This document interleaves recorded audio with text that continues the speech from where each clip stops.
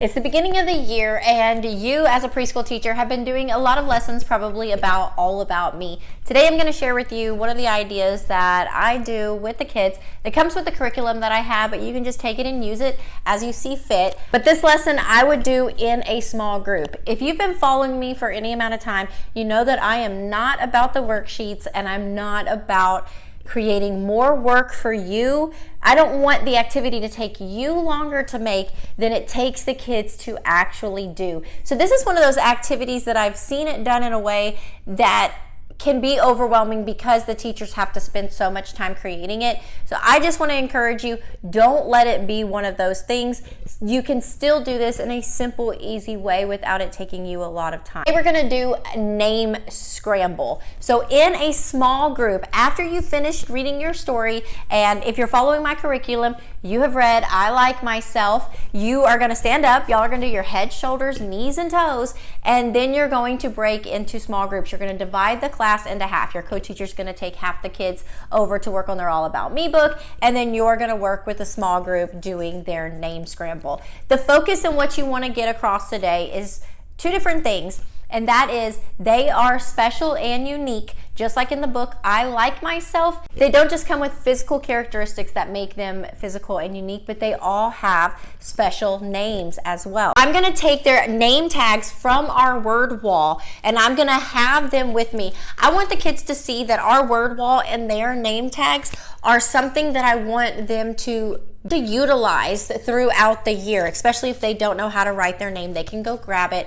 and take it into the art center or wherever they're at so that they have that to look at. So they're going to have their name tags that I'm pulling off of the word wall, and then I'm working at the table with them. We're going to look at their names. I'm going to have them point to their different letters. Depending on how old they are, we're going to count how many letters they have in their name. We're going to talk about the letter that it starts with in their name, the sound that their name starts with. We're going to compare, oh look, Soli and Skittles, they both have the same shape letter. They both have a S at the beginning of their name.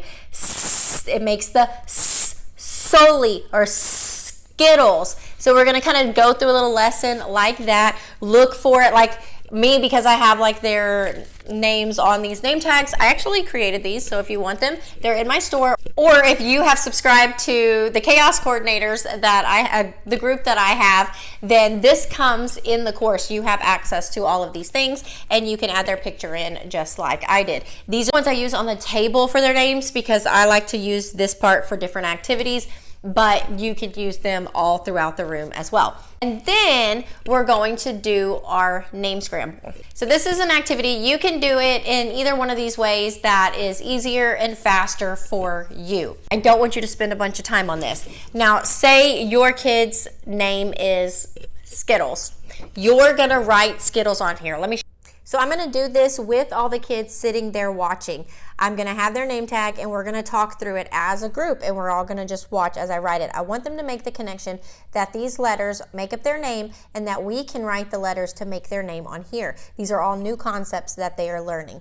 So when you write it though, sound out the letters and then also enough because you're going to be cutting this out in a second. So S, K, I, T, and explain that the T, you actually have two of them, so skit, oh, and that sometimes the letters in our name, they don't make a sound. Like it's okay depending on the age on how much detail you add. You may not even mention anything about that if they're a 2-year-old.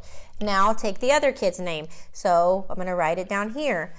S, O, L, E. Okay, I'm going to go, all right, now we're going to write Zena's name. Zena's name starts with this. It kind of looks like this, but it goes the other way, and instead of a squiggly line, it has straight lines. It's a Z. Z, E, N. And if you are using this for the English language, I know our letters and our sounds are all kinds of crazy.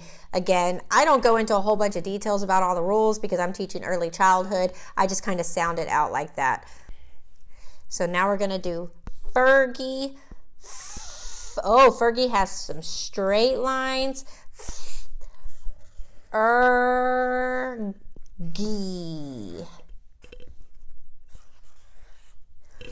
Now for this lesson, my goal is not for them to cut.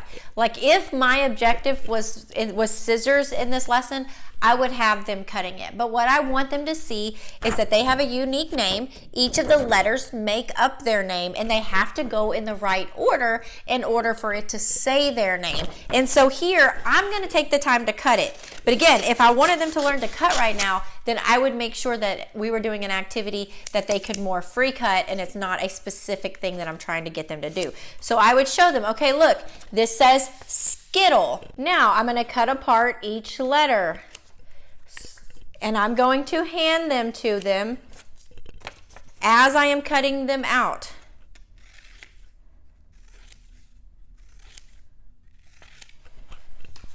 This may drive some of you completely insane because these pieces are not the same. So I'm going to show you guys that have to have things all equal. That's not my personality, but for you guys that are like that, I'm going to show you what I would do for that. But for me, I don't care because the kids don't care.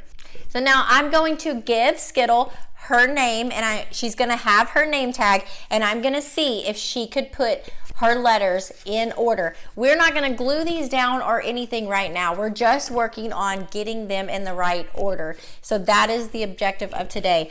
If you have a lot of time and you want to take it to the next level and you want to take this and you want to have them glue it down on a piece of white paper or something so that you can send it home, go for it. But to me, that's not my main objective. My main objective is for them to see that they have a unique name and that those letters make up their name. You're the kind of teacher that needs things to be more even and equal.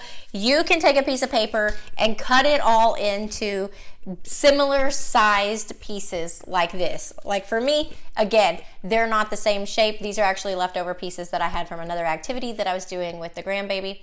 You're going to do the same kind of lesson that I was just talking about, but instead of having it all together, you're going to have them cut out already, and then you're going to write the letters on their name and show them that when you put them in the order, it's going to say their name. And then you're going to show them, but if I mix it up, I like to do this with the kids. If I mix it up and then I try to sound it out and I'm like, okay, that does not say your name. That says Rahe, or that says, if you did it backwards, that says Yura.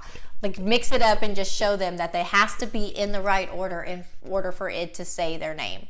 But to me, the first way of doing it is a lot less work on you beforehand, and you can talk through the whole thing with them while you're doing it, versus doing it this way, you're having to do that work ahead of time. So that's just not how I like to do things in my classroom, but it is an option.